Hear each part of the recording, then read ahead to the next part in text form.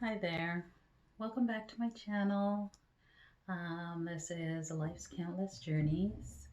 On my channel, if you're new here, just let you know I discuss all the various journeys that life takes me through.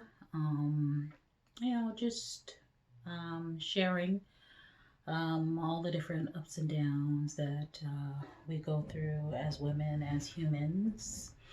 Um, Such as my gray hair transitional journey. I went through. I had premature graying and decided to stop coloring and live in my gray silver truth at a young age. So I talk about that. I talk about some various health challenges that I have, and that's what I'm bringing to you today. Today's video is about a journey that I'm going through that I haven't yet shared on the channel. I did share my whole knee replacement surgery and that journey.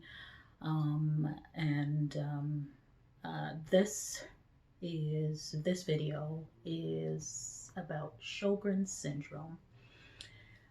And I'll put the spelling of it on the screen because it is very unknown to a lot of people. Sjogren Syndrome is, and if I look down, it's just because, I'm sorry, my memory is just not that good. That's one of the things that you go through with this is brain fog. But Sjogren Syndrome is an autoimmune disease, so it's in the family of like lupus, rheumatoid arthritis. Those you may have heard of. They're more of the common ones, common to hear of. Sjogren's is common, but not commonly heard. So it impacts pretty much 90% women, and the onset of it will sort of come on in your 40s, which is when I was diagnosed. I was diagnosed in my mid 40s, and that was not after, believe me, a lot of just not knowing what was wrong with me, because the symptoms of Sjogren's really mimics anything else, right? So my initial diagnosis was, I remember going to the doctor, and this is after back and forth with the doctor, like my joints. I was having like fast beating heart, racing heart. I was just having so many unexplained things. My blood pressure was up, it was down, and I just had so many things happening. And I got to the point where I went to my family doctor and I said to her, I was like, you know what? I don't understand what's going on. I literally had tears coming out of my eyes. I said, I don't understand what's going on, and I just need some explanation. My joints, as I mentioned, I have a series on here about my knee replacement.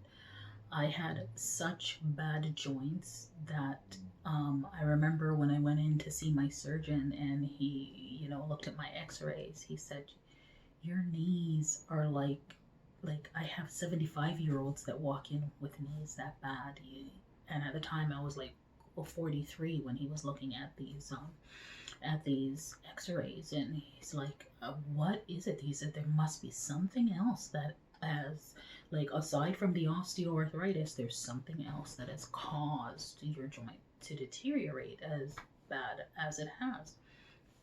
So with the pain of all of that, and also, as I mentioned, I was just forgetful. I couldn't remember anything, everything. I remember going into the grocery store and I used a debit card. Remember, my daughter was with me. I used a debit card that I don't frequently use, but I've had for a while. And I went to pay and I could not remember the PIN number. I tried and I tried and I could not remember the PIN number. I had to put that card away and end up using a credit card. The PIN number, it was just lost in oblivion. I had never had a moment where something was just, it was black.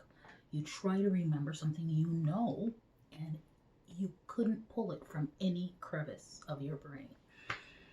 So, I was having that, and of course, sweating, my heart was racing, I was having pain in my chest.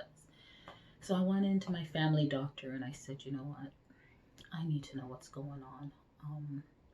I don't understand it. I've taken so many tests. They say this is not wrong, that nothing's wrong, your heart is good, but yet I'm feeling all of these things.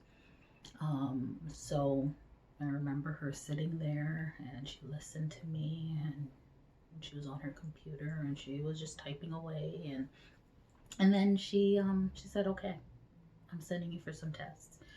And away I went and just took a battery of tests. And I remember her calling me back into her office. And the first diagnosis was, she told me, she says, it looks as if you have lupus. And I remember going home that night and I was in tears. I thought, oh my gosh, my life expectancy is probably like about 10 years. I'm not going to see my kids get married. Oh my gosh, this is horrible. I cried that night in the silence of my room. She referred me to a rheumatologist and it took 3 months before I could even see that rheumatologist. So for 3 months I lived with that diagnosis. Finally, when I was able to see the rheumatologist, she had a different take on it. She said, I'm not 100% sure that you have lupus, but she said, I have an idea what you might have, but I want tests to confirm it. So I went through a battery of tests where I had to have a test of my saliva production. It was done in the hospital where they monitor you. There was a machine monitoring. It's like an x-ray machine of some kind, I guess, and it was monitoring how much saliva your mouth was producing over time. Then after an hour of doing that, then they gave you something like really, really sour to drink. And then they monitored how much saliva your mouth was producing after getting that sour drink. So that was one test. Of course, there was blood tests and whatnot have you. And then I also had to do a lip biopsy. So I went in for the biopsy. They cut out a piece of my lip and they sent it to get tested. Once all of those results were back, she called me in and she said, okay, it is confirmed that you have Sjogren Syndrome. So, and then at that point, she explained to me Sjogren Syndrome, it is an autoimmune disease.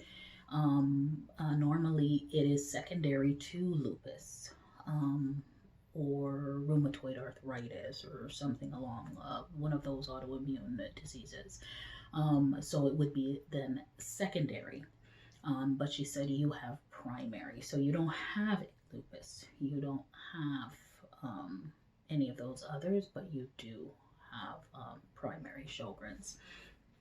So, at that point, when she started to explain what Sjogren's was, now I, was relieved, not happy to have something, but relieved that I guess the diagnosis wasn't as bad as, what lupus would do, the deterioration that lupus would do to your body. I was like thankful not to have that. Sjogren's is similar in a way that the primary symptoms is dry mouth. So I couldn't explain why I was constantly choking, why I couldn't swallow. You never know how important saliva is until you have this condition.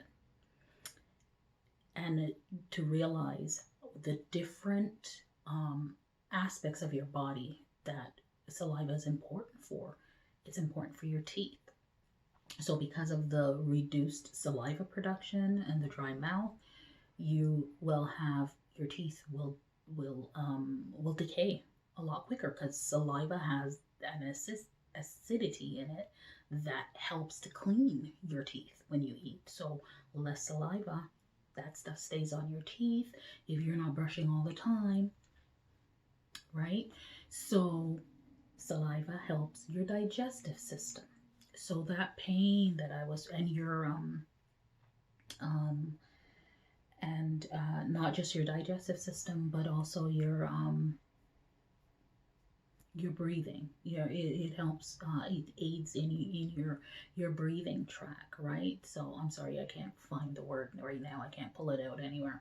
But so it keeps all of that moist, right? So you'll find that you'll have sometimes you'll have chest pains because of all the dryness down here. Um, in addition to that, you'll have heartburn. You'll have heartburn, not just normal heartburn, probably similar to like the pregnancy type of heartburn. That's like really bad pregnancy heartburn. Well, now you live with that. You live with that type of pregnancy heartburn now with Sjogren's because the stomach is not getting the saliva it needs to break down all that food in your stomach. So things hang around in your stomach a lot longer than it should. So that it impacts your whole digestive system and it just from right here all the way down. So the dryness of the saliva, not having the saliva, you'll think, oh, you got dry mouth. Oh, no, is that not the whole problem? You just not producing enough saliva? Was that all it does? You got to think about all the other impacts. I have had moments where when I talk, I don't even sound like me because the dryness has impacted my throat to the point where it changes my voice. So I have had moments where I am eating, and this was earlier on because now I pretty much know how to manage myself a little bit better. But earlier on, I would be eating, and off topic, I grew up in a household where I wasn't allowed to drink while I was eating. My drink had to wait until I was finished eating because the point of that was you finish your food first. You don't fill your stomach up with juice. So I grew up like that, not drinking while I'm eating. I had to learn to break myself out of that with this condition because you're trying to swallow food when you have no saliva to take it down. And there were times when that food got stuck and I was gasping, I was gagging, and my kids would run from wherever just try you know, to help me through it, right? Give me something to drink so that I could get it down real quick. So now I know how to manage myself. Of course, if I'm eating, I'm drinking, I'm sipping as I go to help that food go down. So I've really, really, really realized the importance of a simple thing that we all take for granted: saliva. So, so, so important. Have to have more than regular dentist visits to make sure that my teeth are taken care of because of the increased level of decay from the lack of saliva. So that's one of the symptoms. So dry mouth, dry eyes. Um, I frequently have to take eye drops that mimic tears. Eyes are dry. I've had broken blood vessels in my eyes because of the intense dryness. My eyes are sometimes when I'm out and about and I'm fine, and my daughter will look at me and say, "Mom, oh my God, your eyes are so red." That's because of this. So you have the dry eyes, you have dry skin. So essentially, this condition is a drying condition. Wherever the moisture is in your body, it dries it out. So you suffer from that dry skin. So having moisturizing your skin is very, very important. Oh my God, the Sjogren's itch, if your skin is dry and you end up going to your bed at night and you get that Sjogren's itch, that one spot, and it's like you are literally breaking the skin right off of you because it won't let up. So they have to stay moisturized. And and that of course will impact your hair. My hair, I have lost so much hair from, the dryness. The follicles are dry. And You have to keep your hair moisturized, which I'm not very good at doing. I gotta tell you the truth, right? So there's that. And then there's other parts of your body, your lady parts, dry. So you have to make sure that, when you're in those situations, with your significant other or what have you, that you're prepared for that because dry and painful. So, those are the main things because your glands, your sweat glands are not producing, neck in your throat are not producing saliva. So, what happens is the condition is attacking those glands so that they're not doing the job that they need to do. So, those are some of the symptoms, and then in addition to that, then you've got the other common condition symptoms which is achy joints. You will have such painful joints. You'll have inflammation in your body. You'll have brain fog. You'll have fatigue, and oh, the fatigue. Oh, the fatigue. Yeah, that's on another level. And it is so uncontrollable. So, this is some of the things. And when you're on the higher spectrum of Sjogren's, then you're at risk for, the lung deterioration. You're at risk for cancer, cancer of your glands, because the condition is attacking your glands. So when your Sjogren's is really, really active, that's what you have to encounter. Thank goodness for me, I've been doing very well. My rheumatologist has said, I am on the lower spectrum. My numbers have come down some, and it fluctuates. It goes up, it comes down, it goes up, it comes down. Sometimes it's very active, sometimes it's not. And sometimes mine is triggered. So, it is just that day-to-day management. And I know that when I was going out to work every day, when I was managing, when I was a manager, because I was a manager for almost 25 years in various different companies, the stress of that eventually wore on me. And, in the last 2 or 3 years, my rheumatologist says, you're doing great, but that's because I'm out of that environment now. I'm out of that stressful work environment. So that has helped to sort of rein my condition in a little bit, and I'm more on top of it and managing it more. So in my next video of this Sjogren's Syndrome series, I'm going to talk to you about how I'm treated, how the treatments that I undergo, and the treatments that are out there for Sjogren's syndrome patients, and then we'll continue on and talk about how I manage this on a day-to-day, the ups and the downs and the fluctuations of fatigue and what have you. Thank you for joining, and like, share, and subscribe, and we'll talk more in the next video. Bye.